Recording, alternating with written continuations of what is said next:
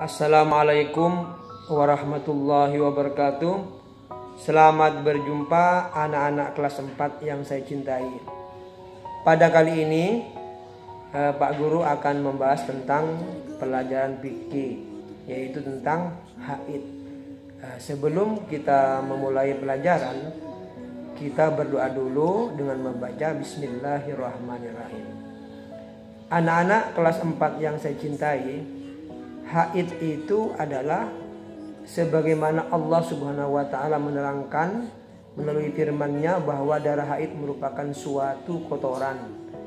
Dan Allah berfirman dalam surat Al-Baqarah ayat 222, Bismillahirrahmanirrahim, wa yas'alunaka 'anil mahid qul huwa adam. Dan mereka menanyakan kepadamu Muhammad tentang haid, katakanlah itu adalah sesuatu yang kotor. Jadi darah haid merupakan darah kotor karena hasil pembusukan sel telur yang sudah matang. Apabila darah haid tidak dapat keluar, maka akan membahayakan bagi kesehatan wanita. Darah haid yang tidak keluar akan menimbulkan penyakit di dalam tubuh, sebagaimana keringat. Darah haid dan keringat adalah sama-sama kotoran di dalam tubuh yang harus dikeluarkan agar tubuh menjadi sehat. Kemudian,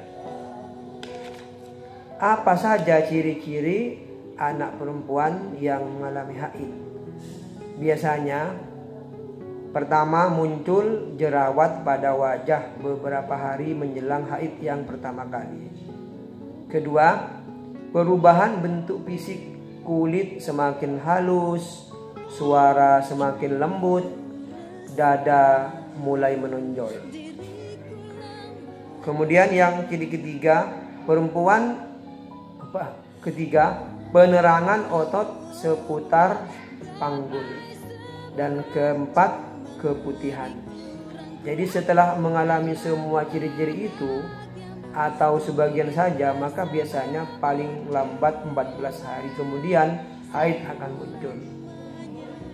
Dan seorang wanita harus menyiapkan diri untuk menghadap itu agar darah yang keluar tidak menetes di tempat-tempat yang tidak semestinya. Kemudian darah haid itu berapa hari? Biasanya untuk paling cepatnya adalah sehari semalam, dan biasanya adalah 6 hari sampai 7 hari atau 7 malam. Dan paling lama ialah 15 hari 15 malam. Ini menurut penebagian sebagian besar dari Imam Syafi'i.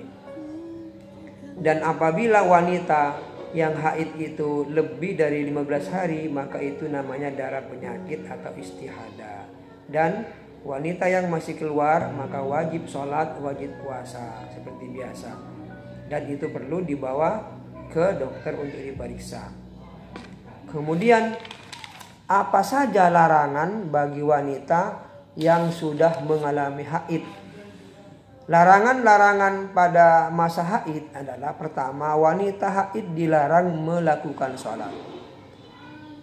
Dan yang kedua, wanita haid dilarang membaca Al-Quran. Ketiga, wanita haid dilarang menjalankan puasa, baik puasa wajib Ramadan maupun puasa sunnah, puasa Asyura, puasa 6 hari Syawal dan sebagainya.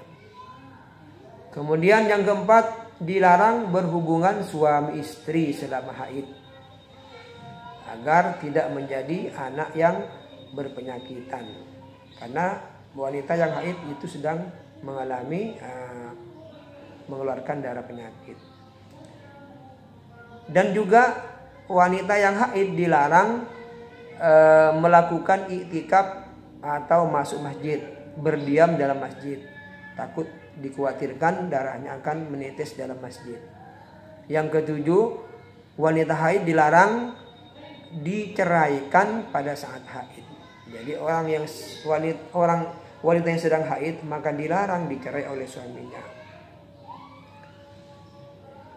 Kemudian untuk laki-laki yang misalnya tanda-tanda baliknya itu adalah mengalami mimpi. Apa itu mimpi? Mimpi basah pada umumnya. Itu adalah ciri khas dari seorang laki-laki yang akan mengalami balik. Mimpi basah itu salah satu tanda bahwa laki-laki sudah balik. Nah, apabila laki-laki yang mengalami mimpi basah, maka juga dilarang melakukan sholat, melakukan puasa, kemudian setelah itu, kecuali setelah mandi. Maka setelah mandi wajib, maka barulah laki-laki itu bisa melakukan sholat puasa.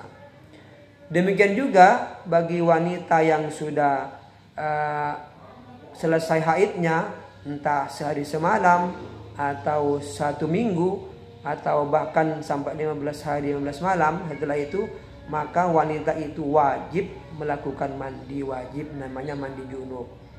Setelah selesai melakukan mandi wajib atau mandi junub, maka barulah wanita itu bisa melakukan sholat, bisa melakukan puasa, bisa melakukan apa yang diperintahkan oleh agama Islam sebagai seorang wanita yang sudah dewasa. Karena haid itu adalah tanda bahwa wanita itu sudah balik atau dewasa dan diwajibkan oleh agama Islam untuk melaksanakan segala perintah Allah Subhanahu wa taala.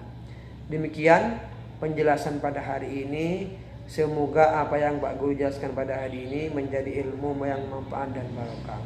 Akhirul kalam, wallahul muwaffiq ila aqwamit thoriq. Wassalamualaikum warahmatullahi wabarakatuh.